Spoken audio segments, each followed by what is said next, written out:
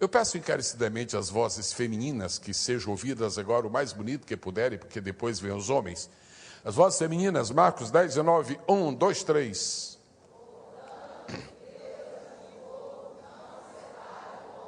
Aí vem os homens agora, as vozes masculinas, por favor, o mesmo versículo, 1, 2, 3.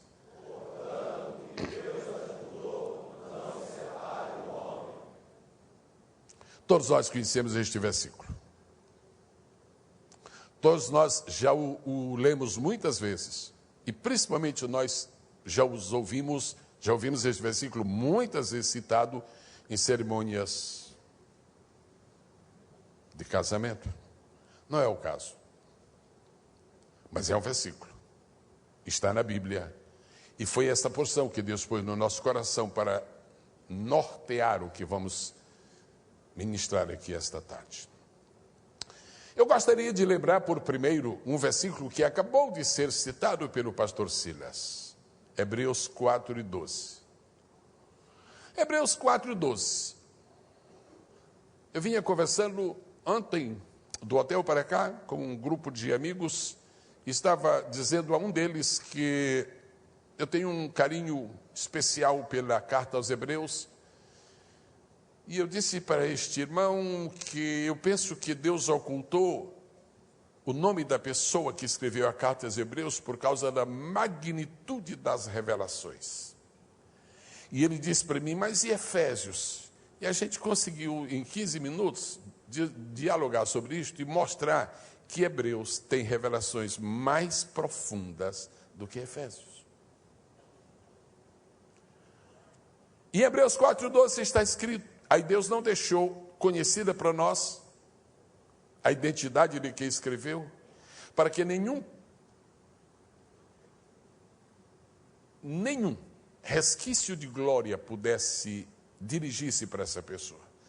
Todos nós pregadores lemos um texto de Romanos, Colossenses e Efésios, principalmente, e depois tomamos 1 minuto ou 2 para exaltar a Paulo. Não penso que isto ofende o Espírito Santo, mas exaltamos a Paulo. Quando lemos Hebreus, não sobra para ninguém, só para Deus, só para o Espírito Santo. É na carta aos Hebreus que está escrito que Jesus foi coroado uma segunda vez. Coisa que Paulo não menciona, senão muito pouco transparentemente em Efésios ele disse, o escritor da carta aos Hebreus diz que que Jesus foi coroado de glória. Todo mundo sabe que Jesus é coroado de glória por toda a eternidade, para todo sempre. Nunca houve uma época na história em que Jesus não estivesse coroado de glória. Mas depois que ele subiu aos céus, fim do seu processo sacrificial de redenção, não é que ele recebeu uma outra coroa, uma segunda coroa. E escreveu esse homem, essa pessoa que escreveu aos Hebreus, disse, agora nós vemos, porque antigamente ninguém podia ver. E antigamente ninguém podia ver porque não havia acontecido. Mas disse, vemos, pois, agora, não antes, vemos, pois, agora coroado de glória, porque sempre foi, e de honra, porque acaba de ser. Jesus foi coroado com uma coroa de honra no céu. A honra de haver sido o primeiro homem a vencer Satanás. A honra de haver sido o primeiro homem que teve a possibilidade de destruir o destruidor. Por isso, ele vai receber o nosso aplauso agora.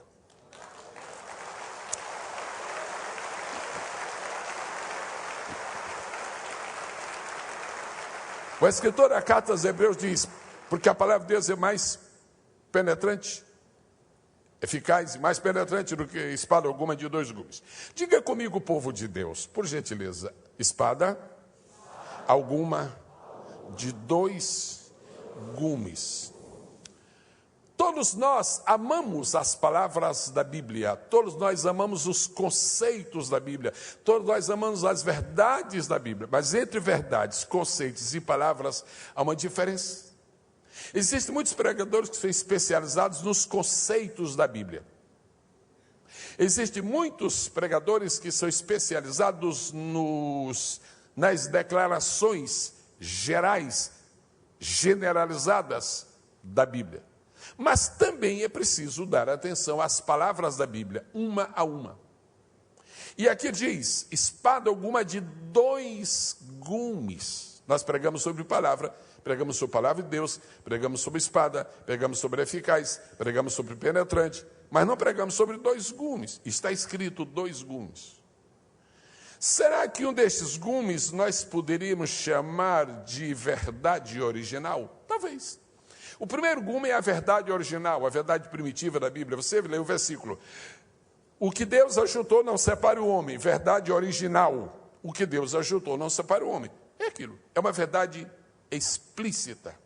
Mas nós vamos descobrir que depois de lermos a Bíblia e encontrarmos a verdade original, a verdade matriz, a verdade explícita, nós vamos descobrir que em seguida, no mesmo texto, se encontra uma verdade implícita.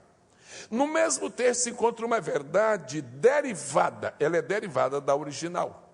Daí vem as 2 possibilidades maravilhosas de entender a Bíblia. Uma, pela interpretação. Interpretação é o exame literal de um texto, tendo em vista a sua verdade original, sua verdade explícita. Mas depois vem a aplicação, que não está explícita, mas está implícita. Que não é uma verdade original, mas é uma verdade derivada. E verdade original é tão verdade quanto verdade derivada. Não estou falando de absoluto e relativo, estou falando de original e derivado. Partindo desse princípio, eu vou usar para este versículo não a verdade original, não a verdade explícita, que diz respeito, pelo contexto, a casamento, a união entre homem e mulher, a única bíblica. Pois bem, mas quero usar então uma verdade implícita.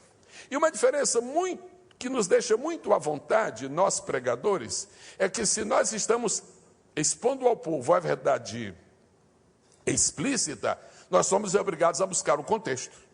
Se nós estamos desenvolvendo um sermão, uma mensagem, um estudo, uma palestra sobre a verdade original, somos obrigados a recorrer ao contexto. Mas se nós queremos usar uma verdade implícita, nós somos liberados do contexto e vamos usar só aquele texto. É isto que eu vou fazer nesta tarde. Esquecer mulheres, esquecer homem, esquecer casamento e lembrar do que está escrito aqui. O que Deus ajuntou, não o separe o homem. Agora nós vamos buscar uma verdade implícita neste texto explícito. O texto explícito diz, o que Deus ajuntou, não o separe o homem. E o implícito? O implícito é o seguinte, o que Deus separou, o homem não ajunte. Se o que Deus ajuntou, o que Deus uniu não pode ser separado, por que pode ser unido o que Deus separou? E a ideia central que está na minha mente, no meu coração, no meu espírito, e eu quero comunicar esta tarde, é a seguinte. Nós, pregadores e líderes na obra de Deus, precisamos estar vigilantes para nós não separarmos o que Deus uniu. Nós, pregadores, precisamos ser muito cuidadosos para não unirmos o que Deus separou. Vamos aos fatos.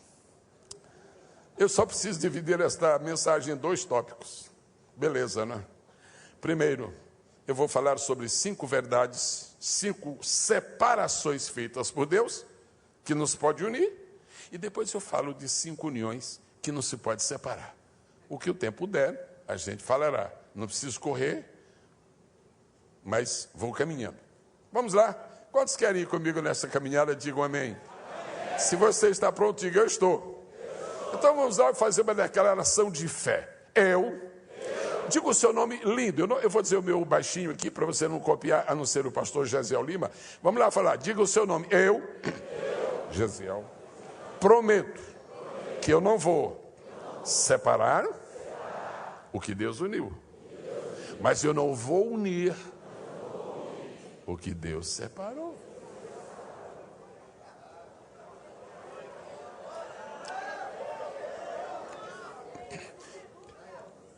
Eu tenho procurado descobrir na Bíblia quais foram as coisas que Deus separou. Que eu começo pela verdade implícita, para que termine pela explícita. E encontrei alguns textos claramente declaratórios daquilo que Deus separou. Há centenas de textos sobre separação feita pelos homens. Não é o nosso caso. Jesus não disse que é para não separar o que Deus uniu. Que não é para separar o que o homem uniu. É para não separar o que Deus uniu. O que existe de gente defendendo casamentos feitos pelo diabo. Casamentos feitos pelo homem. Casamentos feitos por padrinhos. Casamentos feitos por dinheiro. Querendo que Deus confirme algo que ele não firmou. Confirmar é firmar a segunda vez. Mas não é o assunto. Bom, vamos ver a primeira grande separação que Deus fez na Bíblia. E nós não podemos unir o que Deus separou. Gênesis capítulo 1, versículo de número 4. O fato de estarmos lendo agora Gênesis capítulo 1, versículo 4, sugere o quê? Que essa ideia de separação é antiga, que essa ideia de separação ela é anterior a muitíssimas outras grandes decisões de Deus. Gênesis 4 diz assim: e viu Deus que era boa a luz, e fez Deus separação entre a luz e as trevas.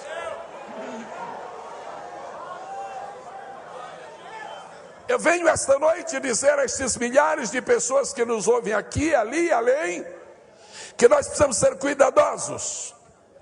Há uma pressão do inferno sobre nós para que nós misturemos a luz com as trevas, mas Deus disse: não pode unir, porque eu separei.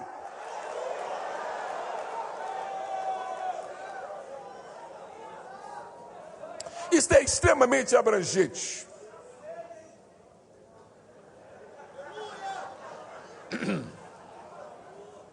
Nós não podemos unir a luz da sabedoria com as trevas da ignorância.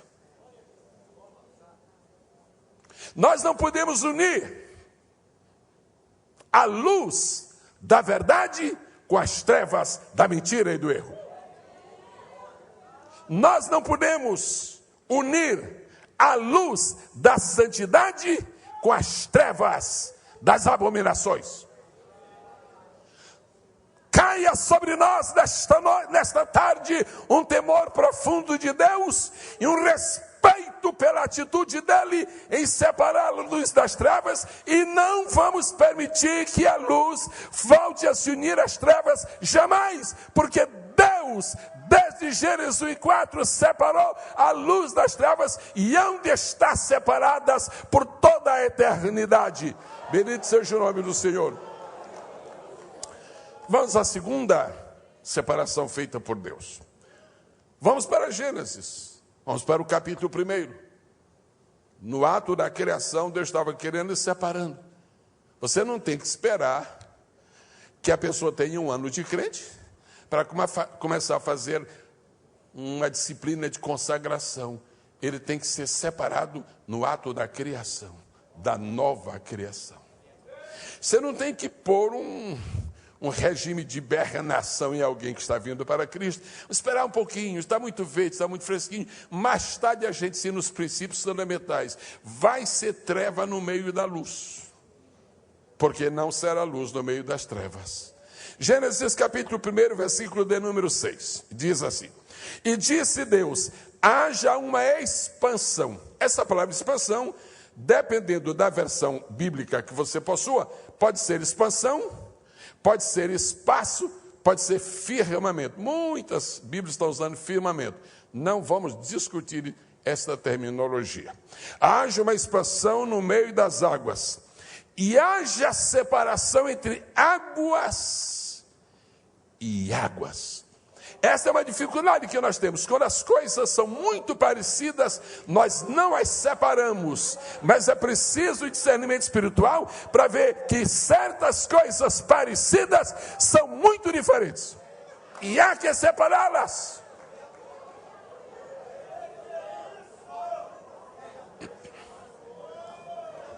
Não é verdade que se deva aceitar na igreja qualquer música, porque música é de Deus. Dizer que música é de Deus não é verdade. Música de Deus é música divina. Música mundana não é música de Deus. Música do diabo não é música de Deus. Música da carne não é música de Deus. Música de Deus é música das águas que estão acima da expansão.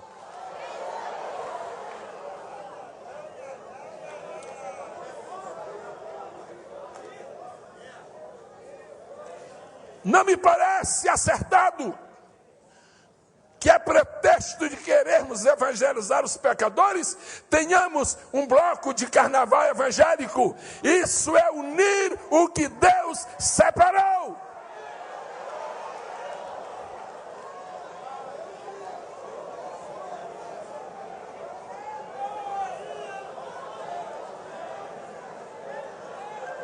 Jesus disse: o que Deus uniu, não separa. Verdade explícita.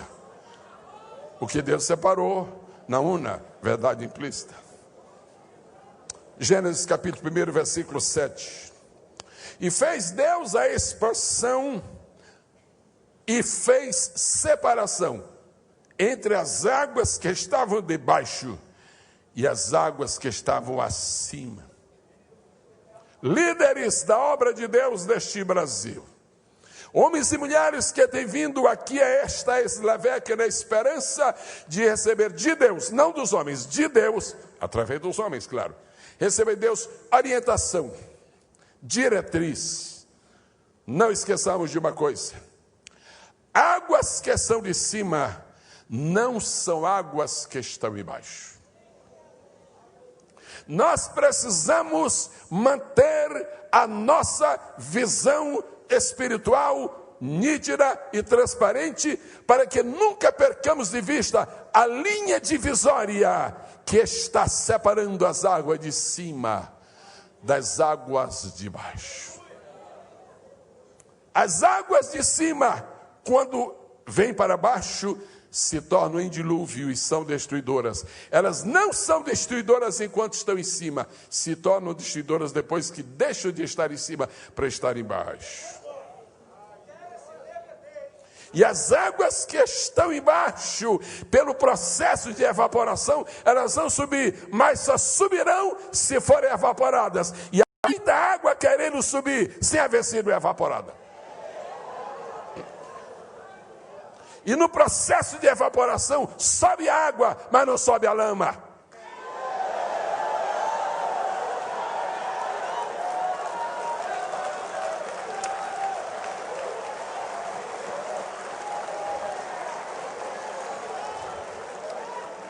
O perigo de unir coisas que possuem dimensões distintas e agrupá-las como se fossem da mesma classe. Livro de Juízes, está escrito que Axa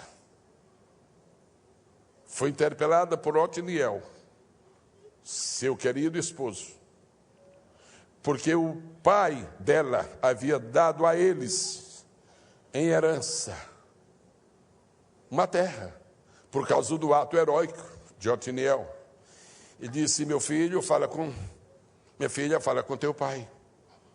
Porque a gente tem fonte aqui, mas nós só temos fonte embaixo, só fonte de baixo.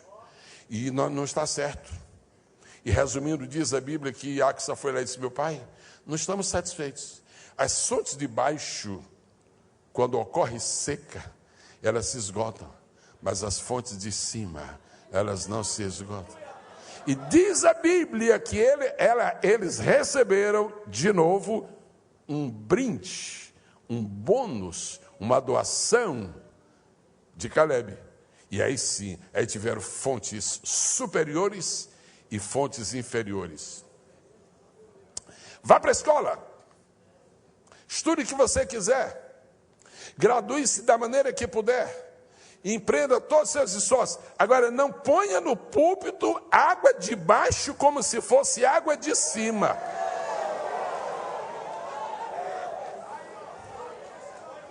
Esse povo que veio aqui não veio por causa das águas de baixo, ele veio por causa das águas de cima.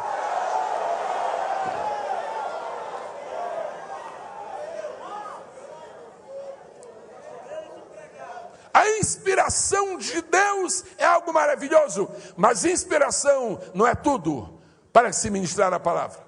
Esse livro que está conosco, para ele ser escrito, redigido, composto, ele precisou de 3 elementos: inspiração, revelação e iluminação. Normalmente nós gostamos da inspiração, porque a inspiração ela é audível, ela é perceptível. A inspiração. Todo mundo gosta de pregador inspirado, mas que adianta ouvir alguém inspirado se não é iluminado? E quanto tempo vai durar uma mensagem inspirada e iluminada se não é revelada? Águas de cima e águas de baixo.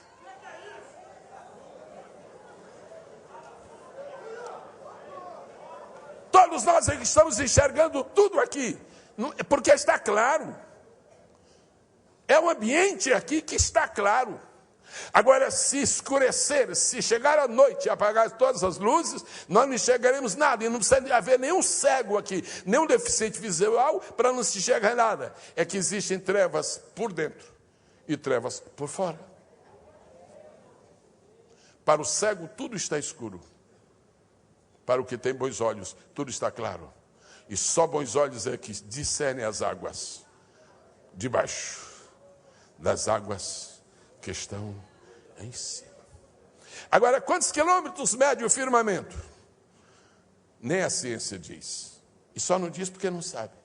Ele só não sabe porque Deus não vai passar isso para eles. E essa é a nossa luta. Há dias que parece que essa expansão tem apenas meio metro. E rapidamente nós conseguimos absorver o que Deus tem para nós. Mas às vezes parece que tem 200 quilômetros. E fica difícil chegar. Uma mensagem nós podemos esboçar em 15 minutos. Mas outras há que duram 6 meses. Depende do tamanho do firmamento. Depende do tamanho da expansão que nós tenhamos que romper. Agora, quanto mais longa é a jornada para alcançar as águas de cima, maior é o efeito salutar da obra que Deus faz. Porque tudo aquilo que não custa nada, não vale nada, não merece nada. Mas tudo aquilo que vale alguma coisa, nós sempre daremos a ela o devido valor, porque seu preço é valioso. Por isso se diz precioso, ou seja, de alto preço. Gênesis 1:14. Gênesis 1:14 diz: E disse Deus: haja luminares na expansão dos céus, para haver separação entre o dia e a noite. Desde o 14º versículo da Bíblia, e tem mais de 31 mil.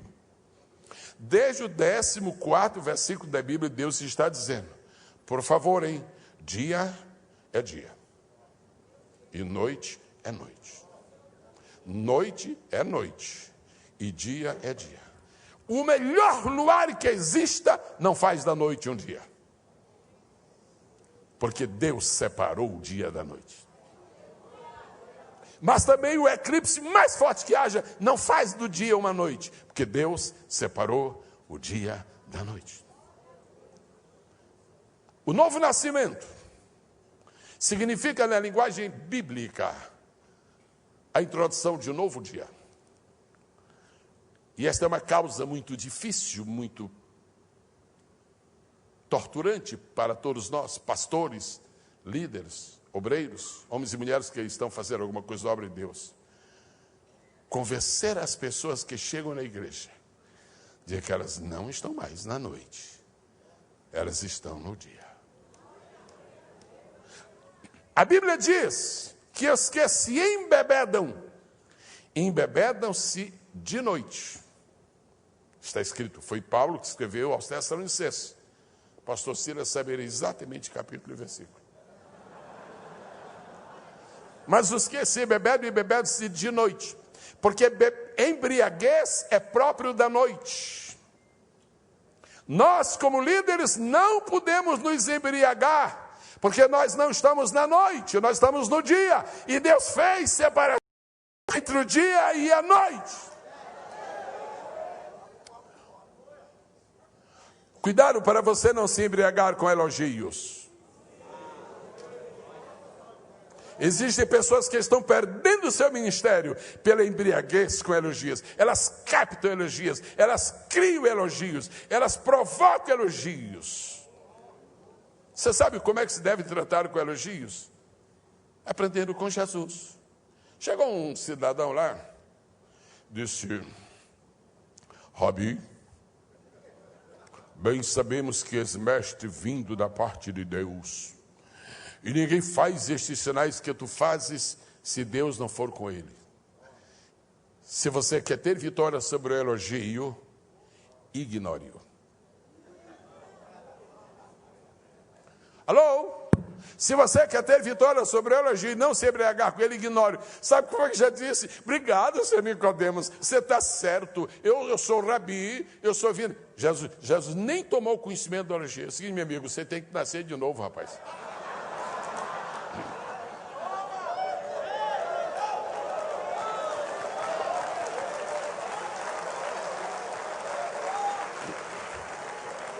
O elogio pode não produzir uma queda, mas a reação ao elogio pode produzir uma queda.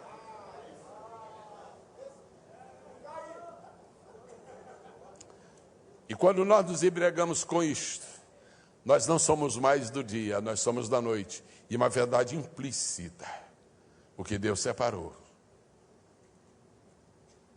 Não junte. A outra vez que vieram elogiar Jesus, ele já reagiu de outra maneira. Bom mestre, que farei para dar a vida eterna? A este Jesus respondeu. Mas Jesus respondeu com uma pergunta. E quem elogia não quer ouvir perguntas. Porque cebosamente eles querem ser tratados como grandes. E Jesus disse: por que me chamas bom? Se o elogio fosse verdadeiro, ele teria dito: não, mas todo mundo na terra sabe que o senhor é bom. Mas como era elogio oco e moco, por que me chamas bom? Agora, interessante, que Jesus não desprezou o elogio como um todo, mas ele pôs as coisas no seu devido lugar.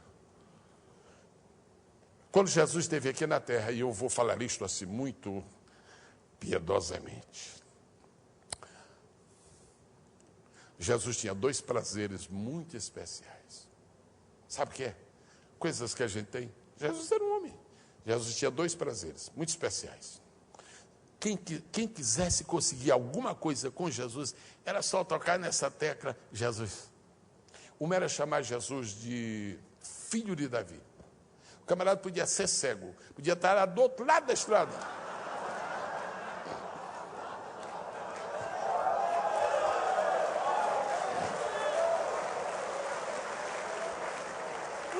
Naquele mundo que ninguém escuta nada.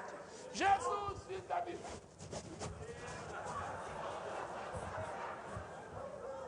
Jesus, manda chamar. Que é isso, velho? Ele amava ser chamado filho de Davi. A outra coisa que Jesus possuía nessa sua psicologia fantástica, ele gostava de ser chamado de mestre. Chamava Jesus de mestre. Senta aqui, rapaz, vamos conversar. Bom mestre. Aí Jesus disse assim: por que me chamas bom? Jesus não questionou o mestre, questionou o bom.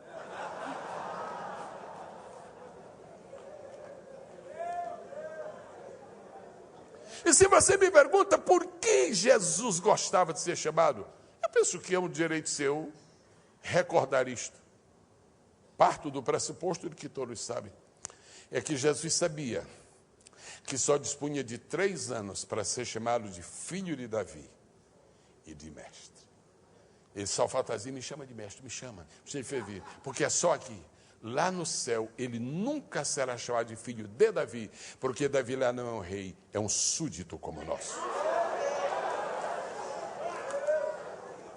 E outra razão é porque ninguém o chamará de mestre. Nenhum, jamais, por toda a terra.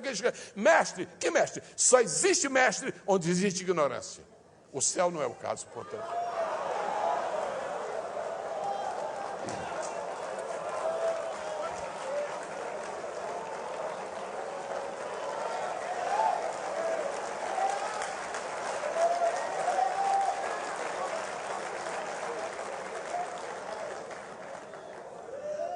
Êxodo capítulo 8, verso 23. A quarta grande separação feita por Deus. Êxodo 8 e 23. E porém separação entre o meu povo e o teu povo. Imagina o Deus da glória, o rei do universo, dizendo a Moisés: Moisés, diz a Faraó que eu vou pôr separação entre o meu povo e o povo dele. Os pastores não podem permitir que a igreja se pareça com o povo de Faraó. Porque esse povo é de outro dono. É o povo de Deus. Agora, para não parecer com o povo de Faraó, primeiro, não podemos adorar os deuses do Egito. Porque o povo de Deus tem uma marca: só adora o Deus verdadeiro. Outra coisa muito interessante, embora pareça simples, eu disse a um irmão: pastor, não, fica tranquilo, irmão, eu vou pregar uma mensagem muito simples. Eu só sei pregar simples. Agora, só tem uma coisa: não é porque seja simples que é sem importância. Porque tem gente que pensa que só é valioso o que é acadêmico. Não, senhor. Não. O que é simples não deixa de ser importante por ser simples. Aliás, por falar nisso, não custa nada. Líderes, né?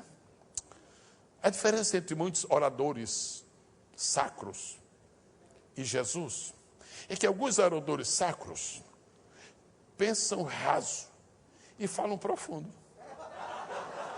Jesus é o contrário, pensa profundo, fala raso.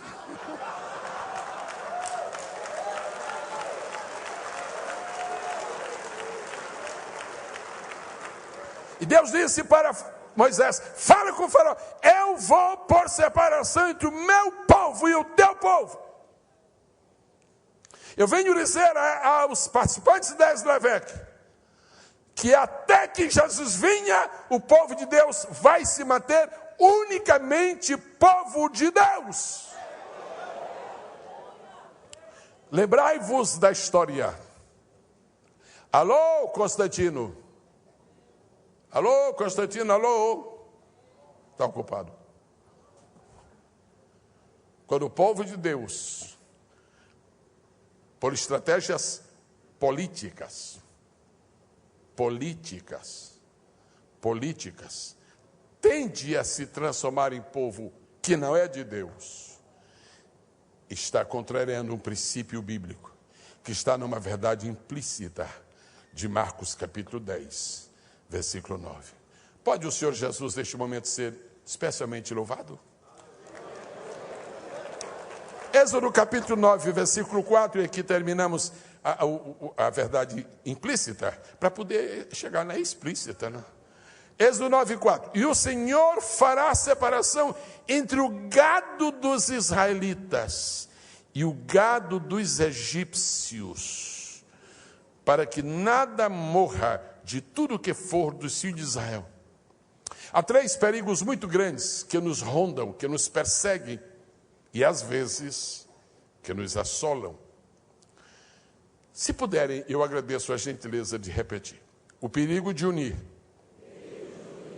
O perigo de fundir. E o perigo de confundir. Unir, fundir e confundir.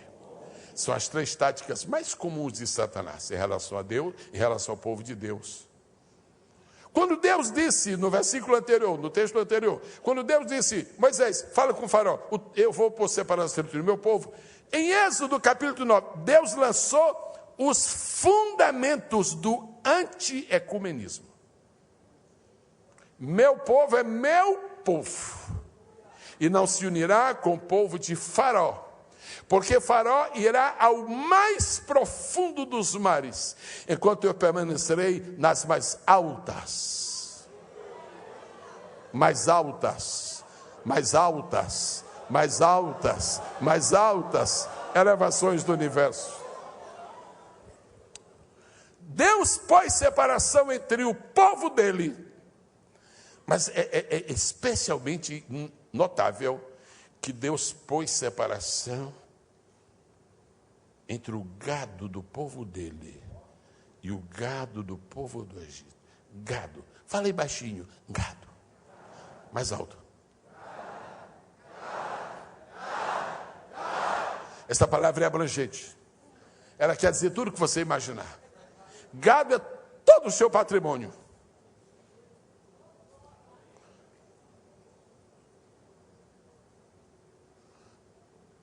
Se você é povo de Deus, se você pertence ao povo de Deus, Deus quer proteger o seu gado. Deus quer proteger a sua fazenda. Deus quer proteger os seus bens. Mas não misture o seu gado com o gado do Egito. Eles soltam muitas mentiras por aí e fazem adulterações do texto bíblico e misturam e põem gado daqui para lá e tanta coisa. Fica na Bíblia. O que você possui. Você acha que Deus se incomodaria com o presente que você dá ao seu filho no Natal? Depende do presente. Se você der ao seu filho um revólver de presente no Natal, você está dando a ele um gado que é do Egito.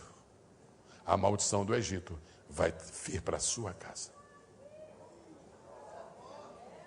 Se você der para sua filha uma boneca que foi consagrada aos demônios, você está trazendo o gado do Egito para a sua casa. E quando a praga da peste no gado vier, vai alcançar sua casa. Tem um aparelhozinho muito bonito, agora tem uns moderníssimos, são tão finos que pode encostar na parede, não é mais problema. Antigamente era caixa de madeira, agora são muito sofisticados. Aquilo nem é de Deus, nem é do Egito. Não, aquele negócio, pode desligar aquilo, porque não incomoda ninguém. Agora, se você trouxer para seu aparelho televisor um programa do Egito, quando vier a praga que vai destruir as novelas do inferno, vai chegar na sua casa aquela praga, porque você misturou o seu gado com o gado do Egito. Não separe o que Deus uniu, mas, por favor, não una o que Deus separou. Continuamos?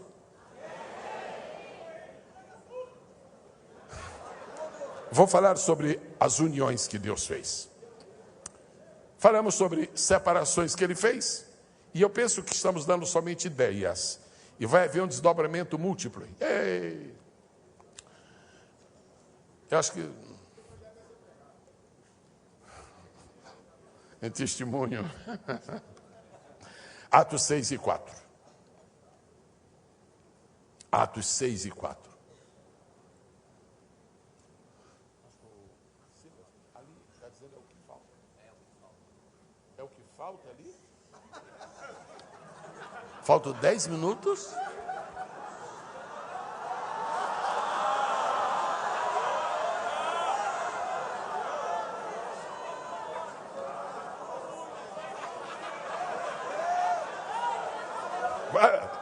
Vamos. Quais são as que Deus uniu? Diga comigo, o que Deus uniu. Não separe o homem. Que foi que Deus uniu? Como é que eu sei o que Deus uniu? Lê a Bíblia, rapaz. Atos 6,4. Mas nós perseveraremos na oração e no ministério da palavra. Deus uniu a palavra dele com a tua oração. E não adianta ficar 10 horas seguidas lendo a Bíblia e não ter um momento de oração, porque você está separando o que Deus uniu. Mas também não adianta ficar a noite toda em oração e a Bíblia nunca ser aberta, porque a oração é a comunicação vertical ascendente, mas a palavra é a comunicação vertical descendente. Se você lê a Bíblia e não ora, então o telefone só funciona de um lado. Alô, alô, alô, é o seguinte, tá? Alô, alô, alô, alô, alô, alô, alô.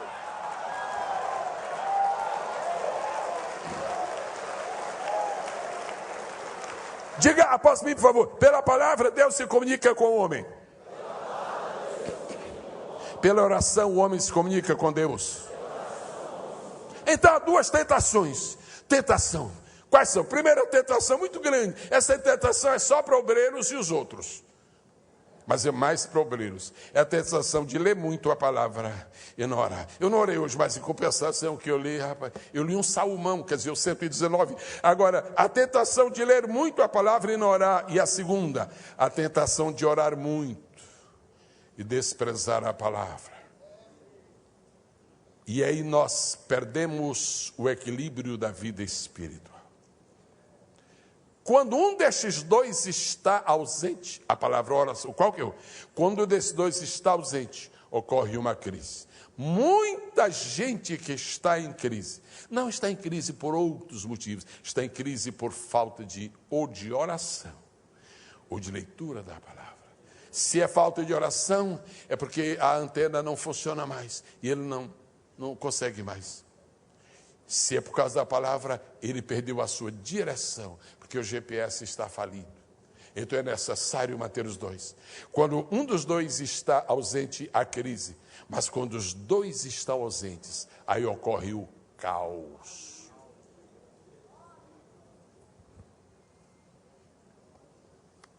Número 2. Ainda temos 7 minutos. Campainhas e romãs estão juntas. Êxodo 28, 34 e 35. Campainhas e romãs. O sumo sacerdote vai precisar entrar no Santo dos Santos e tem aquele éfode, o manto sagrado. Coisa linda, coisa linda. Ele disse o seguinte: põe uma campainha e põe um romã. Romã é um fruto. Campainha é um instrumento de toque. Campainhas e romãs. Dá para falar? Campainhas e romãs. Eu gosto de romãs porque eu posso comer. Não gosto de campainhas porque eu não como. Ou então eu gosto de campainhas porque faz um barulho bonito. Não gosto de romãs porque não fazem barulho. As campainhas nos lembram os dons do Espírito. E as romãs nos lembram o fruto do Espírito. Eu quero glorificar Deus pelos dons do Espírito. Dom da sabedoria, dom do conhecimento, dom de profecia ou de profetizar, interpretar línguas. Gente, milagres. Isto pode não levar você a nenhum destino se você não tiver paralelamente as romãs, ou seja, o fruto do Espírito.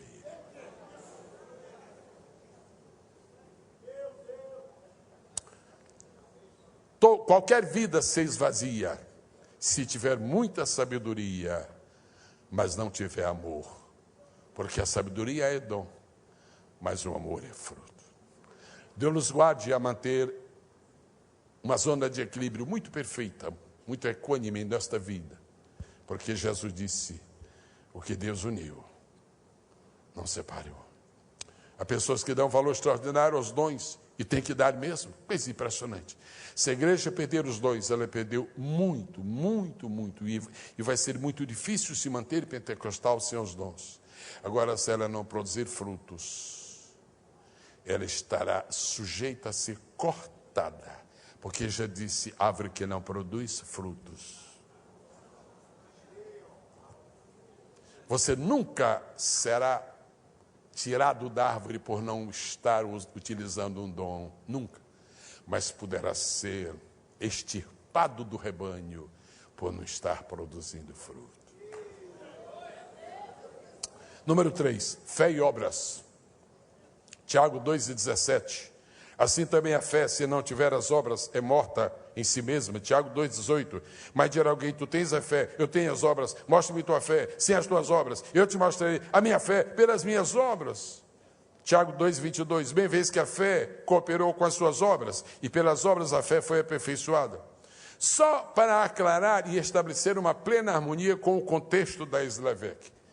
Estas obras aqui não são anteriores à salvação, são posteriores. Porque em Tito capítulo 2, qual é o versículo? Em Tito capítulo 2 diz assim, não pelas obras de justiça que houvéssemos feito.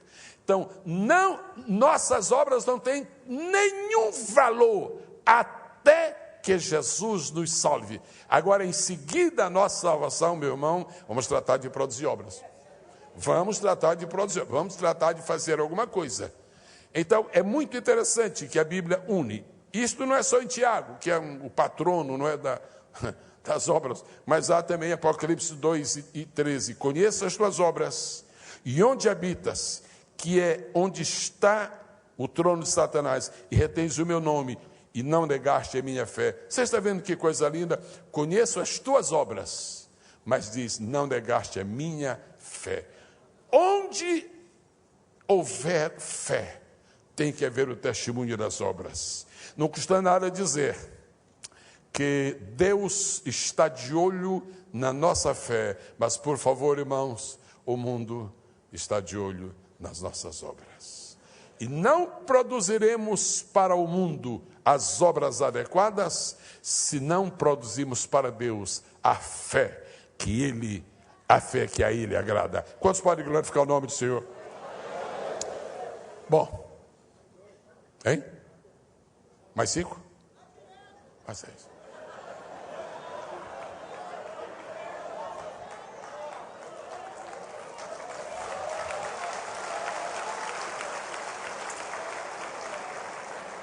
Alguém viu quando o pastor Silas falou comigo ali antes de começar a reunião? Alguém viu? Vocês viram? Você não sabe que ele foi falar comigo, não? Foi? Eu falo?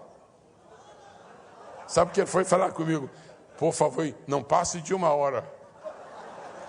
Não foi isso não, não foi isso não. Não foi isso não. Ele disse assim, olha, ele literalmente disse assim, pastor, eu gostaria de lhe dar 3 horas. Não tem problema, o senhor já me deu 2, uma hoje, outra amanhã.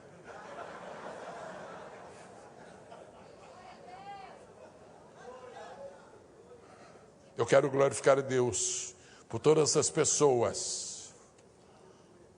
E eu digo isto com tanto temor a Deus, mas eu quero glorificar a Deus por todos os meus companheiros aqui, todos que estão aqui, todos. Como já disse, muito mais eminentes que eu. Eu quero glorificar a Deus pelo privilégio que Ele nos concede de muitas vezes nós subimos à tribuna e temos mais palavras do que tempo.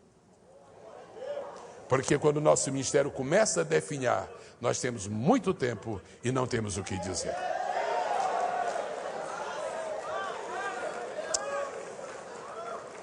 Vamos lá, vamos concluir agora. Jeremias 10:12. Ele fez a terra com seu poder. É tão lindo que eu peço que repitam. Ele fez a terra com seu poder. Terminou o versículo? Não. Diz assim, ele estabeleceu o mundo com a sua sabedoria. Você não vai encontrar na Bíblia poder separado de sabedoria. Esse é Antigo Testamento. Graças a Deus. É lá que está também o Salmo 23. Tão amado seu. Muito bem. Agora vamos para 1 Coríntios 1:24. Mas para os que são chamados, tanto judeus como gregos, lhes pregamos a Cristo. 1, 2, 3. Poder de Deus. E em seguida, sabedoria de Deus. O que está acontecendo com muitos líderes, com muitos pregadores, com muitas igrejas e com algumas denominações que estão divorciando o poder da sabedoria? O que está acontecendo com alguns pregadores neste imenso país que pulam tanto, que gritam tanto, que até gemem, que faz tudo. Mas quando o culto termina e daqui a 1 hora, daqui a 2, você espreme.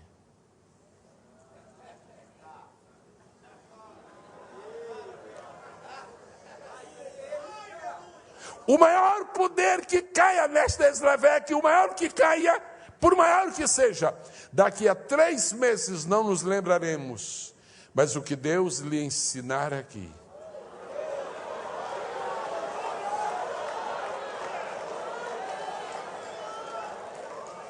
Dez anos na frente, se eu vi Gênesis 1:2, eu vi a justiça de Deus, eu vi os 7 pontos capitais.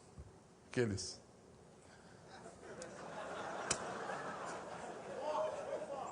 Se queremos manter o equilíbrio como líderes da obra de Deus, por favor, não desprezemos o poder, mas mantenhamos a sabedoria. Leia, leia e leia. Mas deixa eu dizer uma coisa. As melhores pregações, elas têm um segredo. O pregador, antes de se preparar, quando começou a se preparar para pregar, ele primeiro leu a Bíblia. Depois foi que ele foi examinar algum comentário, né? Se você ler primeiro os outros livros e depois a Bíblia, você vai procurar a Bíblia para o que os homens disseram. Mas se primeiro você ler a Bíblia, você vai procurar subsídios para o seu entendimento, mas quem está falando é a Bíblia, é a palavra de Deus. O Espírito Santo está aqui, ele está aqui ao meu lado, ele está ao nosso lado, está aqui. O Espírito Santo está aqui. Enquanto eu estiver aqui falando para Deus, ele está aqui. E ele está assim. E os anjos, mas interessante. O que você fez aí, Espírito Santo? Eu estou confirmando. Se eu citar Flávio José, você não tem nada com isso.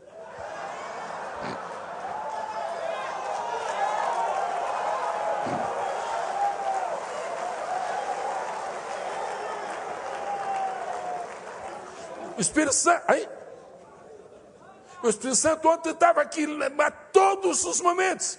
Estava na quarta, esteve ontem, está aqui esta tarde, todo mundo sabe que ele está aqui. Mas deixa eu citar aqui um trecho do Talmud que diz, isso é coisa tua. Ninguém merecerá o respeito do seu público se citar o Talmud, porque o Espírito Santo está pondo respeito para com a sua palavra, para com a palavra dele. O senhor tem alguma coisa contra o Talmud, pastor? Nem contra nem a favor, muito pelo contrário.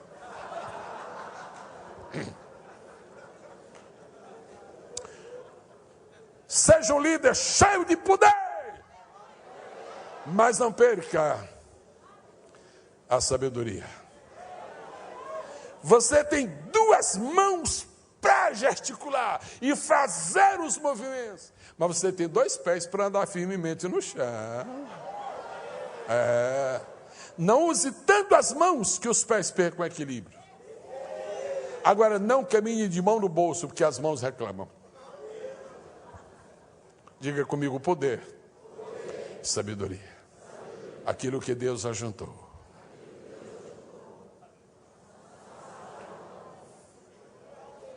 Pastor, e na vida prática, como é que é esse negócio? Me deram uma prorrogação?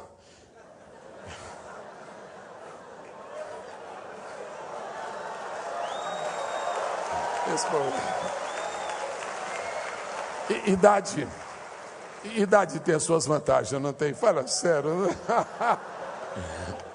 Mas alguém diz, pastor, o senhor cuidado com o horário, porque se o senhor não for fiel no horário, o senhor vai para a série B.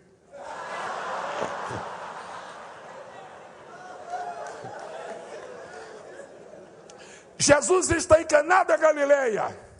A água é água, mas ele vai transformar água em vinho. Só se transforma água em vinho com poder. Mas antes de manifestar o poder de transformar água em vinho, disse, agora trago primeiro essas talhas para encher de água. A ordem para encher as talhas é a voz da sabedoria. A liberação da virtude para a transformação da água é a liberação do poder. Trabalho com os 2. Diante do túmulo de Lázaro, Jesus chega e manifesta todo o seu poder, algo extraordinário. Lázaro, vem para fora. Isso é a voz do poder. Mas no eco da voz do poder, se ouve os lampejos da eterna sabedoria. Aí Jesus disse, agora Marta e Maria, por favor, desatai-o e deixai ir. O poder ressuscita, a sabedoria manda cuidar. Você pode exaltar a majestade do Senhor esta noite? Poder sem sabedoria conduz ao fanatismo. Só repita se quiser. Bom, você não repetiu porque não quis, eu vou repetir porque eu quero. Poder sem sabedoria conduz ao fanatismo. Sabedoria sem poder conduz ao formalismo.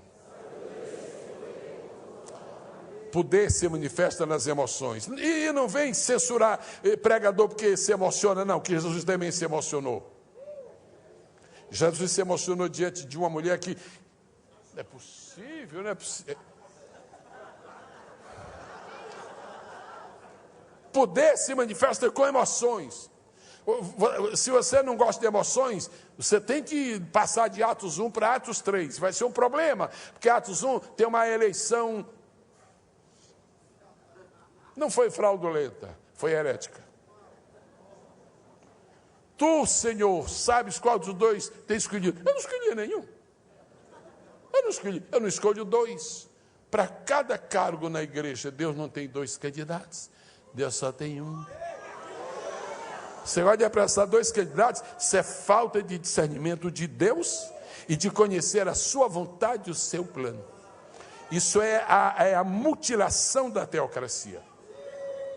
Em nome de uma democracia que não é parte da teologia verdadeira.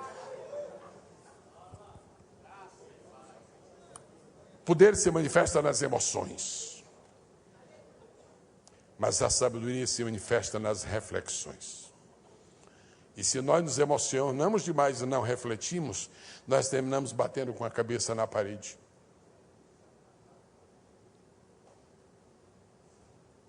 Eu quero concluir esta noite dizendo que com o poder Deus derribou os muros de Jericó, mas com a sabedoria Ele ordenou a marcha sobre a cidade. Muito de nosso ministério vai ser exercido com poder, mas a outra parte vai ser exercido com a sabedoria. Agora, não deixemos que os dois hajam separadamente, porque o poder sem a sabedoria se sente desapoiado. A sabedoria sem o poder não se sente hábil para expressar-se completamente. O que Deus ajuntou, não separe o homem. Poder sem sabedoria não edifica, mas sabedoria sem poder não convence. Posso repetir, pastor Silas Filho? Poder sem sabedoria não edifica.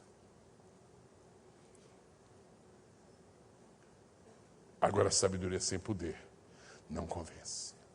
Por que existem os milagres? Para as pessoas se convencerem. Porque existe a pregação para as pessoas se converterem. Eu quero concluir fazendo uma declaração de cunho profético. Não estou assumindo a postura de um profeta. Não. Sou boieiro, cultivador de sicômoros, sou dos paus da roça, mas estou falando em nome do Senhor.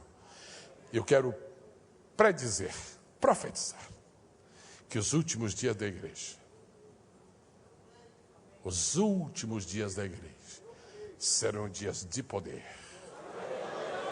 e de sabedoria.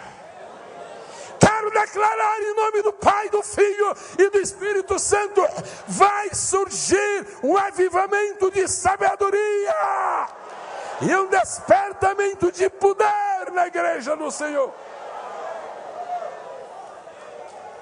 Deus vai fazer um milagre de nós voltarmos à Bíblia ao invés de Facebook.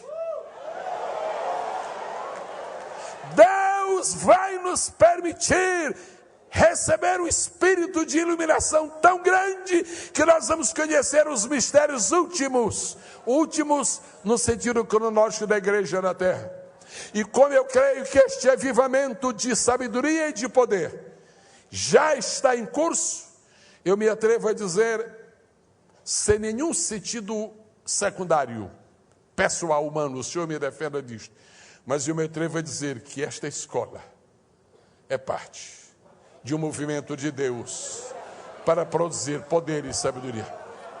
Sob a autoridade do Senhor Jesus, eu me viro para ti agora e te digo: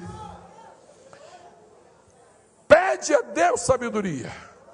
Eu não posso dizer, receba a sabedoria. Não é assim não, sabedoria não é chuva. Pede a Deus sabedoria, busca a sabedoria. E se pedir e buscar não encontrar, compra. Que lá em Provérbios manda comprar, compra. Arranja a moeda que aceite, que Deus aceite. Busca a sabedoria, porque para cada grama de sabedoria virá outra de poder. Se você deseja uma unção especial do Espírito Santo sobre a sua vida, fique de pé agora. Levante a sua mão para Deus. Desculpe-me, baixe só por um minutinho para depois levantar um pouco mais conscientemente. Eu tenho glorificado a Deus, eu já glorifiquei Deus, obrigado, porque eu tenho 2 orelhas. Eu não sei como eu me sentiria com uma orelha só. Eu quero te agradecer, porque só tenho um nariz, porque eu já pensei como seria se eu tivesse 2 narizes, porque eu não sei onde eu poria o outro. Mas eu quero esta noite agradecer a Deus porque eu tenho 2 mãos. E você compreende mais uma razão, talvez a milionésima razão pela qual Deus nos deu 2 mãos. Como eu digo Deus, Tiago 1,7, se algum de vós tem falta de sabedoria, peça a Deus. Agora não baixe a sua mão esquerda pedindo sabedoria, porque a outra vai se levantar e diz: Deus, eu quero também o teu poder. O que Deus ajuntou, não separa o homem. Agora faça assim comigo: poder e sabedoria. Mais forte, mais rápido. Filma isso aí, gente de Deus. Aí está o sinal de um avivamento do tempo do fim. Poder, poder,